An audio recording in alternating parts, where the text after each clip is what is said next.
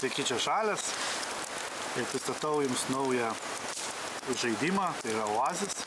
Tai yra toksai labiau larpų iš ratasvydžio stiliaus žaidimas, kuriame didžiąją dalį tikriausiai užims larpas.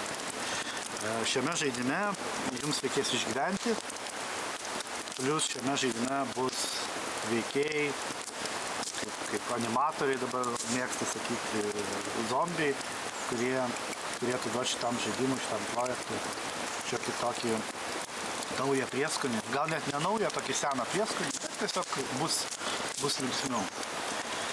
Kodėl sakau LARP? Reiškia, jeigu sakau LARP, reiškia, bus daug bendravimo, bus daug įvairiausių situacijų, iš kurių turėsit pasisukti larpiškai ir, aišku, reikės daug situacijų atžaisti. Kaip ir sakiau, 2 naktys, 3 dienos. Žaidimas, kol kas vieta yra nežinoma, dar bandome tartis su įvairiais poligonais dėl vietos, bet matyt viskas spręs labiau gal bus. Paviešinsim, kai sakoma, gausim tam tikrą informaciją. Kadangi čia yra larpas, iškart sakau, yra didelė skalė emocijų, kurias jūs gausit. Jeigu, aišku, jūs esat patyręs jau šitos serijos žaidėjas, nebūtent šitos, bet panašių serijos LARP elementai, tai jūs jau žinot, ta prasme, ką jūs gausit ir panašiai. Vėlgi ten apgavystės, visokios šantažai, tardymai ir to labiau zombiai tie patys duoda elementą baimės. Dabar šiek tiek informacijos apie patį žaidimą. Tai pačiam žaidime didžiausia grupiruotė bus išgyvenę. Išgyvenę, kaip ir rašiau, startuos iš skirtingų vietų, skirtingų laikų mažomis grupėmis. Ta prasme nebus taip, kad jie visi paleidžiami į teritoriją ir viską. Tai reiškia skirtingų laikų, skirtingose vietose, turi pagrindę visą savo mantą ant kupros, ta prasme maistas,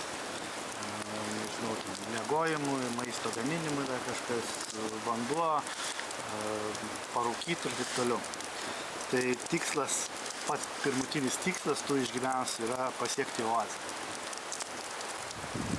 Kai išgyvenę pasiekė oazę, prasideda jų antras žaidimo etapas. Reiškia, jie jau oazijai apsigyvena ir pradeda vykdyti oazių jau esamų narių užduotis, kurias jie duos išgyvenus. Labai daug detalių nenoriu atskleisti, nes aš manau ir patiems žaidėjams bus labai įdomu tiesiog tam žaidime padalyvauti ir pažiūrėti, kaip čia viskas veikia. Taigi, dar vienas dalykas. Jums, kad iki oazę patekt, reikės, reiškia, išvengti zombių ir išvengti kitų grupiruočių esančių teritorijų. Reiškia, bus dar kelias grupiruotės, kurias galimai jūs galbūt nekreips dėmesio, bet gali būti, kad jūs ir pabandys suimti arba pagauti tardymui arba dar kažkokį pasiūlymą gali išduoti. Tai gali būti taip atsitikti, kad jūsų žaidimas apsisuks 180 laipsnių. Nuo to, ką jūs planavot, tarkim, planavot su draugais. Dabar apie draugus. Jeigu surinkot grupę žmonių, tarkim, jau išgyvenusių grupę, tarkim 4 žmonės, sugalvojat savo istoriją ir taip toliau, tai gali būt, kad jums nepavyks apsaugoti tos grupės, kad žaidimo metu jūs susirasit naują grupę ar prisijungsit kažkokias grupiruotės atskirai nuo savo draugų. Tai iš karto patarčiau labai nesiplanuoti, kad visą laiką būsit kartu, o iš karto nusiteikti iššūkiam ir tai, kad jūsų draugai bus vienoj pusėje kažkur toli, o jūs kitoj pusėje. Dabar, aišku, aktualiausias klausimas - ginklai.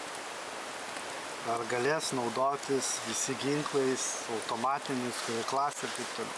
Tai iškart sakau, grupiruotės, kurios bus teritorijoje, jos iškart naudos ginklus, bet tai nereiškia, kad jų žaidimas bus įdomesnis.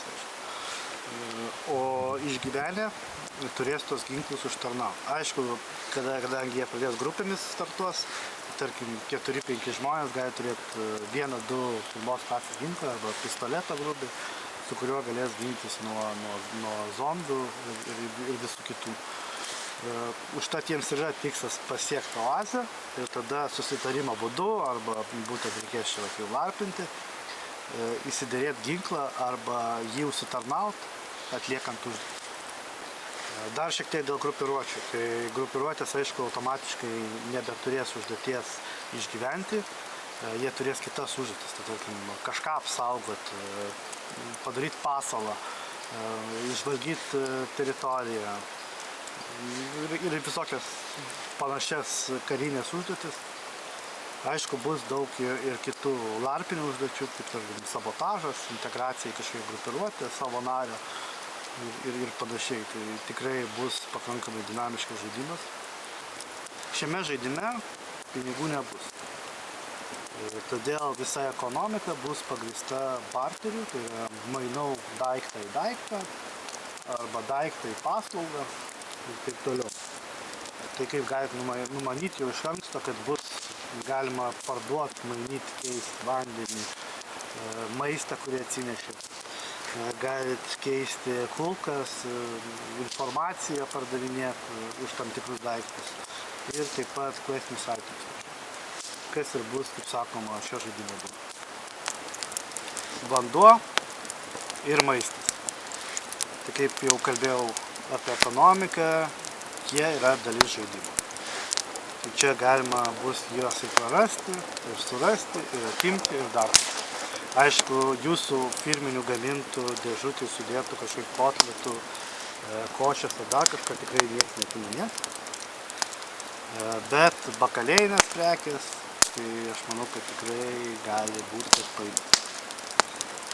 Taigi būkit nusiteikę, kad prarast tikrai yra lengva, o surast sunku, gal kažkam bus irgi taip pat lengva, kaip ir prarast. Tai jau priklauso nuo jūsų žaidimo. Dėl miego. Aš visada sakau, kad žaidimuose, noriu, kad žaidimuose žmonės miegotų savo bazėse arba tam skirtose lokacijose. Oazisą mes bandysim parengti taip, kad jame būtų galima pasitikti palapinę, gal bus kažkokių jau parengtų vietų, tarkim, ten, nežinau, su tentu apjuostų, galbūt kažkokia savadarbės lovos ar dar kažkas. Bandysim maksimaliai taip, kaip išeis, neaišku, kaip visą laiką, bet aš manau, kad tikrai palapinė vieta bus galima surasti arba galbūt palapinė bus kažkokia jau vietoj. Tai, sakau, norisi, kad žmonės, žaidėjai pasinertų maksimaliai į žaidimą ir miegotų teritorijoje, ne kažkur užės. Aišku, niekas neuždraus jums nueiti į mašiną, atsigulti ir miegoti visą naktį ir po to reikia įeiti į žaidimą. Bet toks žmogus, tarkim, jeigu jis yra išgyvenęs, jis į žaidimą turės įeiti kaip naujas asmuo, aišku. Jūs turėsit vėlgi startuoti nuo starto taško. Ką gal žaidėjas atvažiuodamas į mūsų žaidimo oazę? Taigi mes sukursim tam tikrą atmosferą, kuri leis jums pamiršti kasdienybę, leis atitrūkti nuo tos tikrovės pilkos, dažniausiai, gal ir ne, priklauso nuo jūsų darbo ir hobių. Taip pat, aš manau, susitiksit su draugais, rasit naujų draugų, bus nestandartinis įdomios situacijos, kuriuose, tarkim, kitose žaidimuose jau nelabai rasit. Bus tam tikra mechanika kitokia negu visur. Tas pats, jeigu nesat žaidę larpą, susipažinsit su larpu ir suprasit, kas tai yra. Taigi, manau, tikrai verta imti registruoti šitą žaidimą, ruoštis ir važiuoti, nes jau dabar yra tikrai entuziastų, kurie jau užsiregistravo ir laukia daugiau informacijos iš manęs. Tikrai jinai bus. Dar kol kas, kaip sakoma, scenarius gal neparašytas, bet aš pasilieku savo erdvės ir pasilieku erdvės tam, kad jeigu ateis kažkokie nauji žmonės su gerom idėjom, kad pasidėjęs integruoti patį žaidimą. Taigi tikrai galit man rašyti, tikrai atsakysiu į klausimus, galbūt kažko neatsakiau, galbūt kažką jau atsakiau. Aš manau, padarysim galbūt laivą dar jau, bet jau čia gal labiau pavasarį, dabar tai tikrai neapsimoka. Daugiau negu pusę metų dar iki žaidimo. Ir Aišku, žaidimas nėra guminis, tai aš manau 80 tikrai užtenka, kad startuot, ir iki 150 yra limitas, nes jau daugiau mes tiesiog neįtalpinsim iš tikrųjų. Tai kas dar galvoja ir abejoja, tai reikėtų greičiau apsigalvoti, nes dabar šiai dienai dar yra 31 žmogus. Tai manau, kad iki naujų dar ateis naujų žmonių. Yra žmonės, kurie sakė, kad dalyvaus, bet dar nesiregistravo. Registruokitės. Nesakau, informacija bus pildoma. Taisyklės plius minus yra aprašytos, viskas aišku. Patį scenarijų aš plius minus ir aprašiau jau iš karto šrate. Ir dar, kaip sakoma, dedu informaciją čia.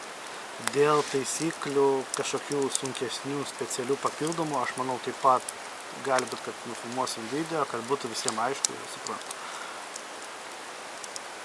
Taigi, manau, šį kartą tiek ir tada bandysim dėti informaciją ir lauksim jūsų registracijų. Viskas.